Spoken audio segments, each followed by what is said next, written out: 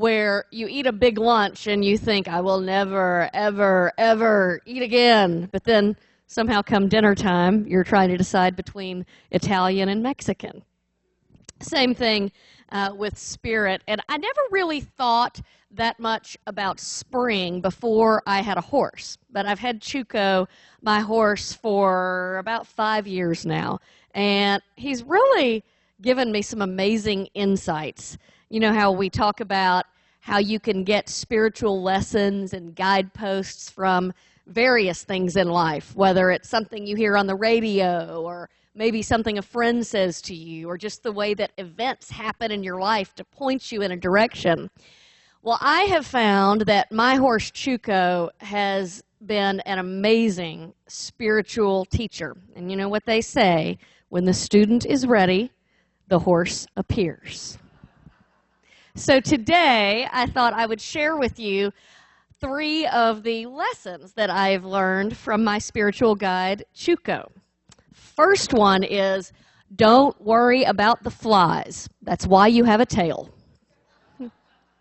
With the warmer temperature of spring, one thing that we see a lot of is horses, when they're out in their pastures, just swishing their tails. Their day's not bothered.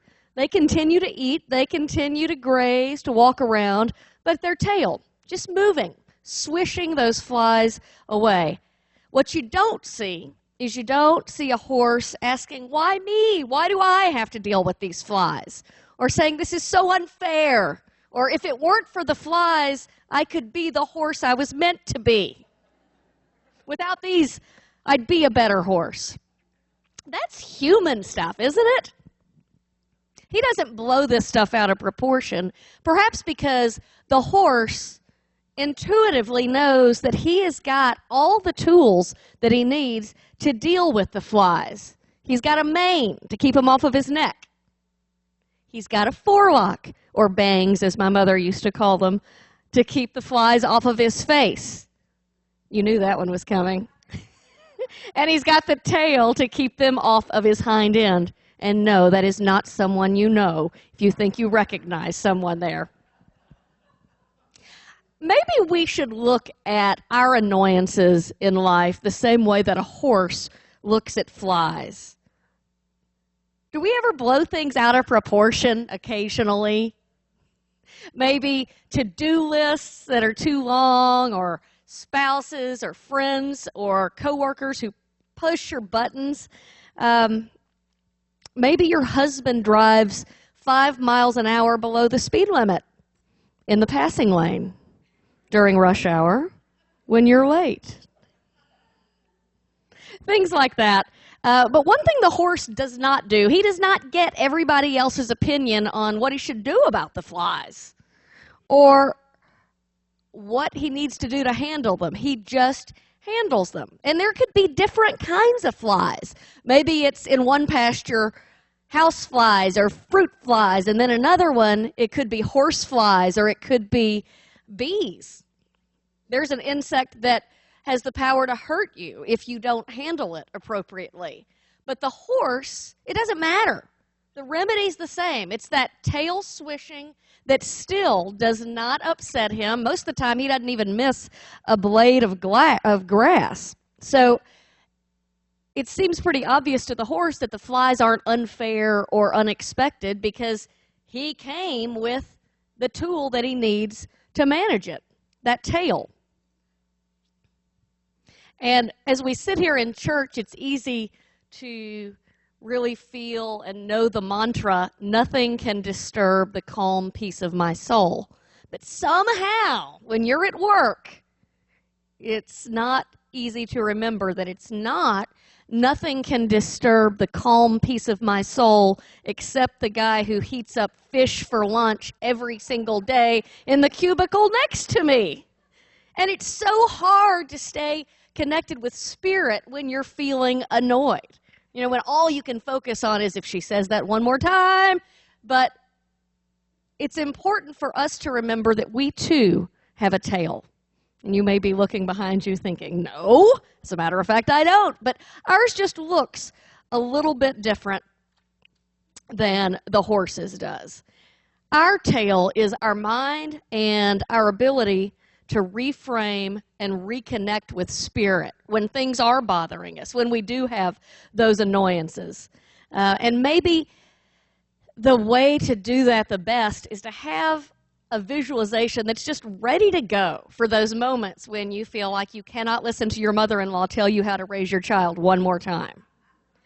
One thing I like to think about, we've talked about in Unity how we are all made of the same stuff. We all have divinity, and we are all human, as though we are one big ocean, and each of us is simply a drop of the ocean that's made of the same stuff. Well, if we take that a little further and we imagine that we are out in the middle of the ocean, but now there's a lighthouse, and we are standing on the deck of that lighthouse, and all of life's challenges and annoyances can be swirling around us. Now, sometimes it's calm around the lighthouse, and sometimes it's stormy, and the winds are high, and the sea is high. But one thing you notice is that the water goes around the lighthouse. It doesn't shake the lighthouse from its foundation. The lighthouse doesn't move at all. And you're not worried about it. A lighthouse isn't going to drown. A lighthouse isn't going to be destroyed because it is built to sustain the winds of change and whatever the sea and the weather may bring. Now, if you're on the deck of this lighthouse and you do get really scared where the storm's really bad and you're afraid you're going to get swept up in the challenges, there is something you can do metaphysically and physically if you're on the deck of the lighthouse, and that's to go within. Because it's going within that is your safe place.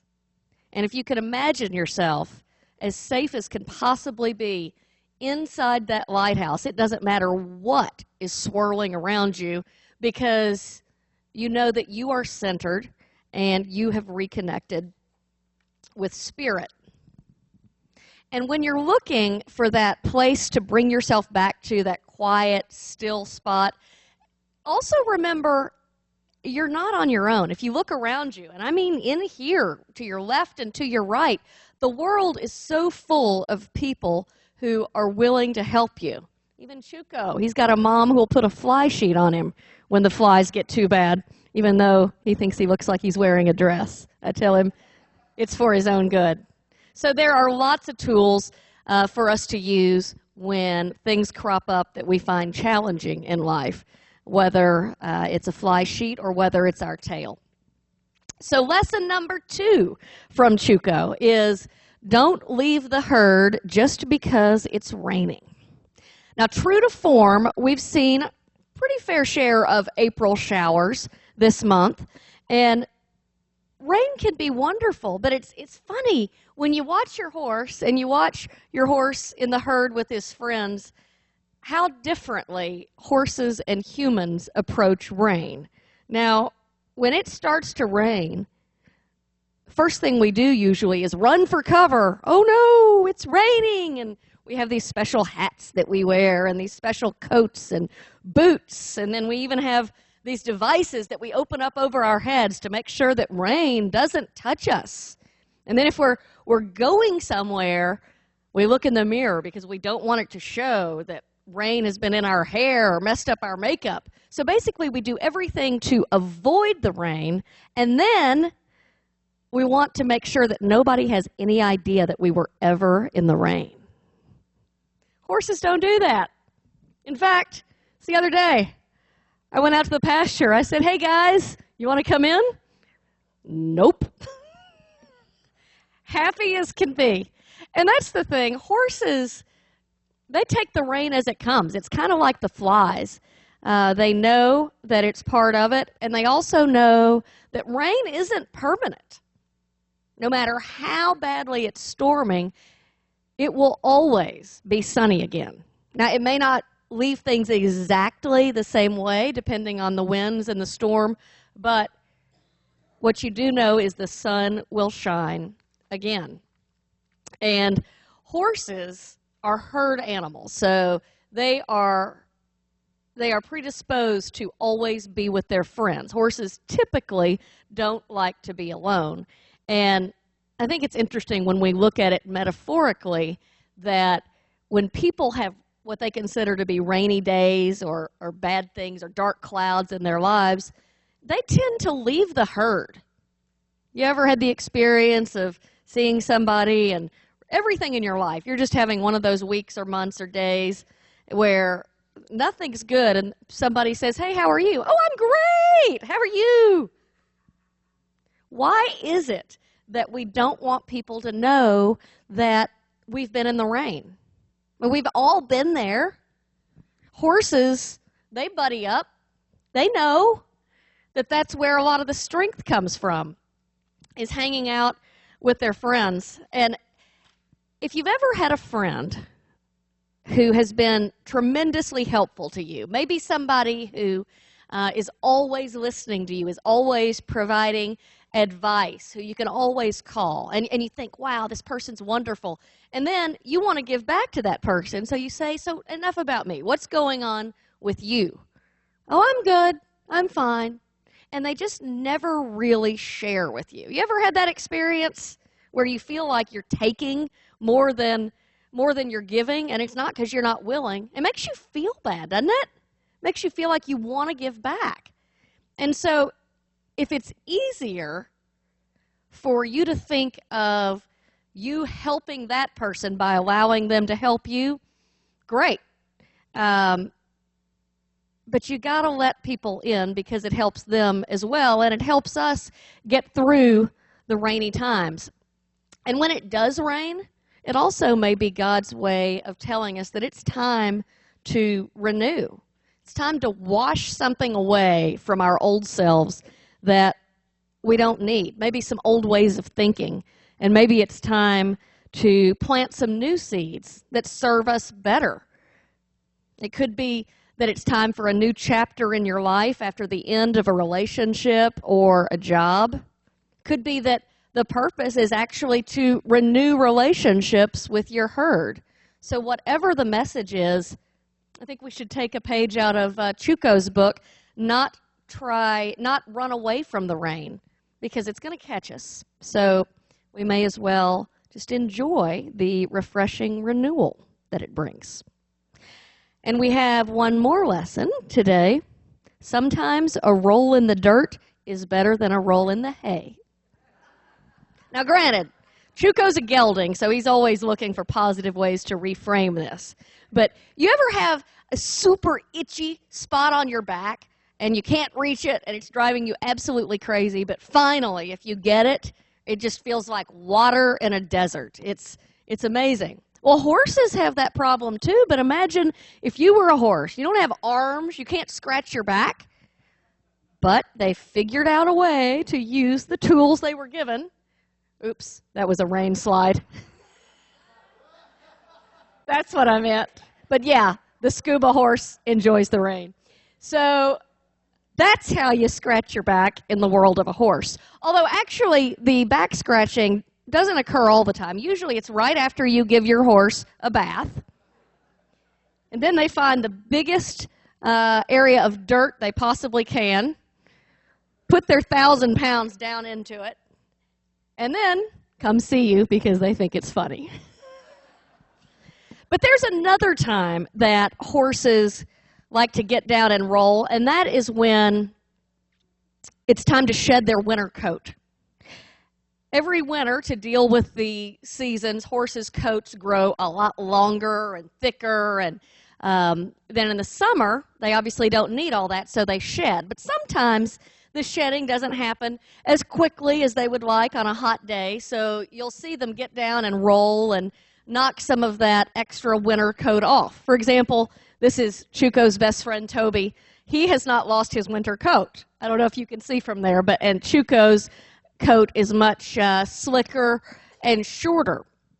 And when we think about our winter coats, what are our winter coats? Can anybody think of what a winter coat might be for us? What? Excess weight. Absolutely, it could. Good for warmth.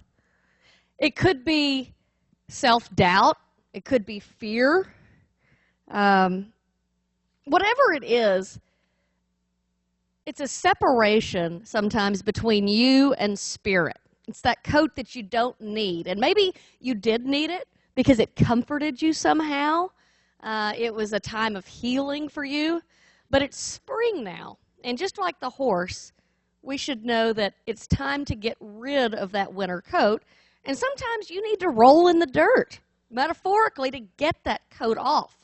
So how do we do that? What's one way that you could help take your coat off? Can anybody think of a way? Play with kids. That's a great one, isn't it? Just brings you back to that innocence and that purity. Hang out with good friends. Get with the herd, right? Hot tub. I like the way you think. Yes.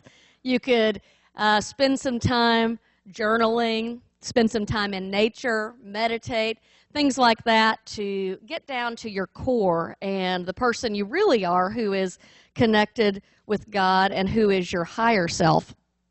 And the thing about it, when you take these steps to get rid of that winter coat, it's only after you've gotten rid of it that you find out just how beautiful you actually are. Because I've seen it where a horse gets clipped or loses his winter coat, and he's a different color underneath than you even knew.